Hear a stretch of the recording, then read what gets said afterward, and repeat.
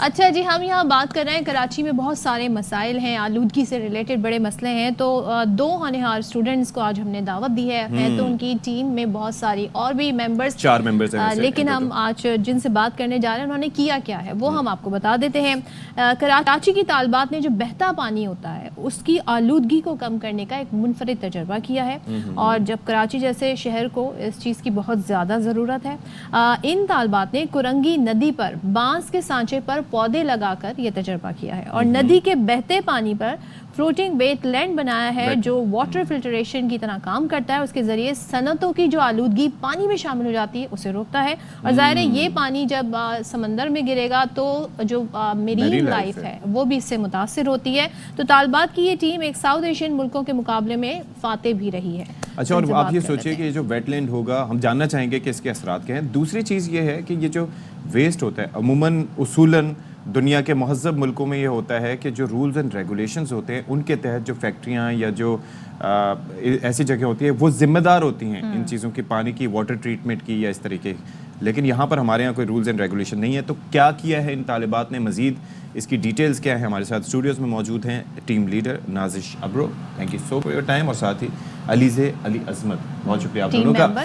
تو 4 ویسے آپ کی باقی ممبرس تھیں، ان کو آپ کیوں نہیں لائیں ساتھ؟ ویسے جگہ نہیں تھی ہمارے پاس، خود ہی آپ نے جواب دے دیا اپنے سوال کا۔ نہیں بالکل، آپ نے خود ہی اس کا جواب بھی دے دیا، پر ہم چاہ رہے ہیں کہ ہم اپنا میسج پہنچا دیں، تو مجھے لگ رہا ہے کہ ہم 2 بھی آ رہے ہیں اور جیسے کہ اسپلٹ کر رہے ہیں ورک کو۔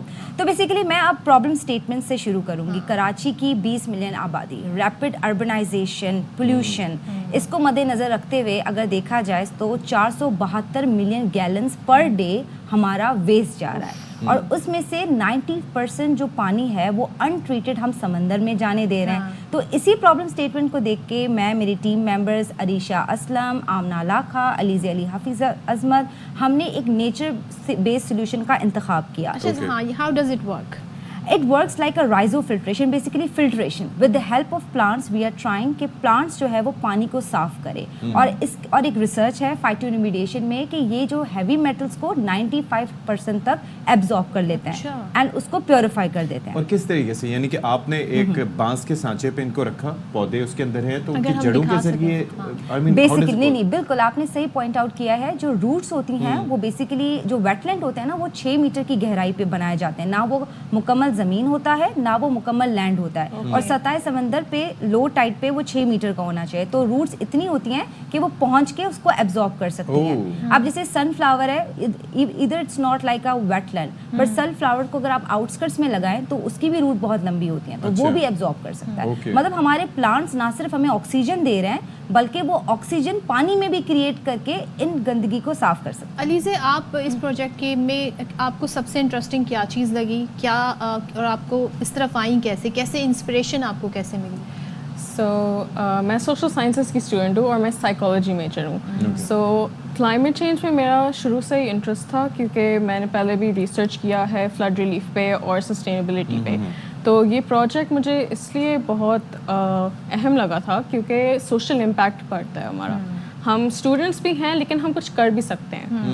اور پھر میرا سب سے انٹرسٹنگ رول تھا کیونکہ میں ریسرچ کر رہی تھی، سو ایک پولوشن کے اسٹیٹسٹکس، ریسرچ پیپرس پڑھنا اور ایک پورا اسٹریٹجی ڈیولپ کرنا، یہ مجھے بہت اچھا لگا تھا اور میں نے اس پہ بہت کام کیا۔ اچھا، ایک اور چیز ہے نازش کہ جو چیز مجھے اچھی لگ رہی ہے وہ یہ ہے کہ اب یہ آرگینک ایک طرح کا سولوشن ہے، اس کے لیے آپ کو کوئی پیوریفیکیشن پلانٹ لگانے کی ضرورت نہیں ہے، کوئی انڈسٹری لگانے کی ضرورت نہیں ہے، مشینری کی کہ جی وہ امپورٹ ہوگی اس کے اوپر۔ اچھا، نیکسٹ لیول، ہائیسٹ لیول پہ ایک تو آپ نے اس کی افادیت کو کیسے چیک کیا کہ یہ ہم نے جو تجربہ کیا ہے اس کے بعد یہ اس کے نتائج بھی، اس کے ریزلٹس بھی وہ آئے ہیں جو ہم چاہ رہے تھے؟ بالکل یہ کیسے کیا؟ دیکھیے بیسیکلی ابھی ہمیں جو مانیٹر کر رہی تھیں ڈاکٹر فوزیہ پروین جو اسسٹنٹ پروفیسر ہیں آغا خان سے، انہوں نے ہمیں ایک فریم ورک بنا کے دیا کہ پہلے تو آپ جا کے ندی سے پانی کلیکٹ کریں اینڈ اسے PCSI لیبارٹری سینڈ کریں، دیکھیں کہ اس پانی میں کون سے ہیوی میٹلس موجود ہیں، اور ریسرچز کافی انٹرنیٹ پہ بھی موجود ہے۔ جیسے میں کہتی رہتی ہوں کہ یہ جو فائٹو ریمیڈیشن ہے یہ ہم نے تخلیق نہیں دیا ہے، نہ ہی بانس کی لکڑی والا، یہ پڑی ہوئی ہیں۔ ہم چاہ رہے ہیں کہ اس کو کراچی کی اناٹمی کے ساتھ سوٹ کر کے اینڈ ہم اس کو اپنے طریقے سے کریں۔ بس یہاں کا پانی بہتا ہوا ہے اینڈ اس کو ہولڈ کرنے کے لیے ہم نے بیمبو اسٹرکچر کو مطلب اپنا یوز کیا ہوا ہے۔ تو یس، یہ بہت حد تک مفید ثابت ہوتا ہے، بٹ ابھی वाटर, जैसे डॉक्टर फोजिया से मेरी बात होती रहती है, तो हम कहते हैं कि water purification and plantation parallel होनी चाहिए। तो ऐसा है कि मैंने ये भी सोचा है कि हम ना सिर्फ प्लांटेशन करें बल्कि बायोलॉजिकल सोल्यूशन भी करें, जिससे हम सीओडी एंड बीओडी की मिकदार को पानी से बहुत हद तक कम करें। अच्छा, और ये स्टिल वाटर जो है, एक चीज और, ये कितने एरिया को कर सकता है, मतलब कैपेसिटी क्या है इसकी? सो कैपेसिटी वुड डिपेंड जो प्लांट है उसकी रूट्स, जैसे वाटर हाइसिंथ और वाटर लेटस के फिर डिफरेंट कैपेसिटीज़ होंगे, और जितना पोल्यूशन है उस पानी में, जैसे कि अगर टॉक्सिक मेटल्स बहुत ज़्यादा हैं, जैसे आर्सेनिक हो गया, क्रोमियम हो गया, तो उनकी जितना लेवल है तो फिर वो डिपेंड करता है कि कितना इफ़ेक्टिव हो सकता है हमारे जो प्रोजेक्ट है। और स्टिल वाटर जो है उसके लिए कोई सोल्यूशन है? आप बेसिकली देखिए, अब मैं बदीन से ताल्लुक़ रखती हूँ, तो ये जो नेचुरल वेटलैंड्स है ये तो कुदरती तौर पे नेचुरलाइज्ड हैं, ये तो हम आर्टिफिशियल तरीके से कराची में लाना चाह रहे हैं। स्टिल वाटर में इसको ना ही बांस की लकड़ी की ज़रूरत है और ये बहुत हद तक फैल जाते हैं क्योंकि ये फ्लोट नहीं कर रहे हैं। हमें डर ये है कि हम प्लांट्स लगाएं और आखिरकार वो समंदर में बह के चले जाएं, तो हमारा जो एजेड इंफ्रास्ट्रक्चर है इसके अगेंस्ट हिंड्रेंस भी आता है। रिसेंटली मेरी मेयर ऑफ कराची से भी मीटिंग हुई थी सर मुर्तज़ा वहाब से, तो मैंने उनसे यही कहा था कि सर हम चाह रहे हैं कि आप हमारे प्रोजेक्ट की ओनरशिप भी लें, और हमें काफ़ी पॉजिटिव रिस्पांस वहाँ से भी मिला।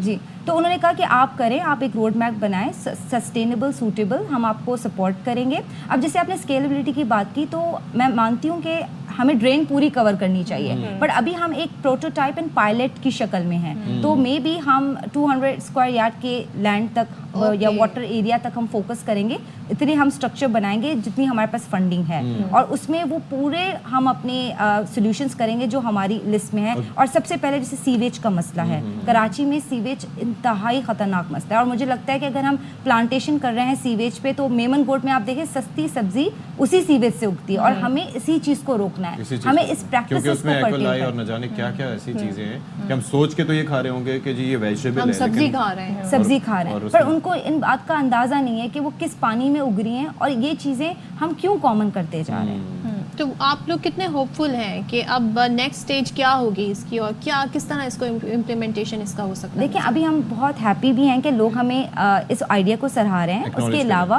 काफ़ी सारे इंडस्ट्रियलिस्ट भी हमें रीच आउट कर रहे हैं, वो they are willing to invest. हम अभी उनके साथ नेगोशिएशन करेंगे। We are also travelling America, हम 11 डे फेलोशिप पे जा रहे हैं यूनिवर्सिटी ऑफ वैंडरबिल्ट में, वहाँ पे हमें एक प्रॉपर 11 डे गाइडेंस दी जाएगी। वहाँ से भी हमें ऐसे आइडियाज़ मिलेंगे, कॉन्टेक्ट्स मिलेंगे जो फर्दर हमें इसमें पॉलिश अप करते जाएंगे। हम मानते हैं कि हम स्टूडेंट्स हैं, बट हम इसको प्रोफेशनल अप्रोच बनाएंगे जब हमारे pass on board professional expert आएंगे, एंड लकीली हमें लोग अप्रोच कर रहे हैं, जैसे यूनिसेफ से भी कर रहे हैं। ये बड़ा ज़बरदस्त हो जाएगा। Thank you so much for your time Nazish और अलीज़े, बहुत शुक्रिया आपको, बड़ा अच्छा लगा आपसे गुफ्तगू और करके। बहुत अच्छे से दोनों ने एक्सप्लेन भी किया कि ये है क्या, और यकीनन जब इनके इरादे ये हैं कि इसे मजीद एक्सपर्ट इसमें शामिल होते जाएं, उसको मजीद, और ये बड़ा कॉस्ट इफेक्टिव सोल्यूशन है, असल बात ये है। हो सकता है।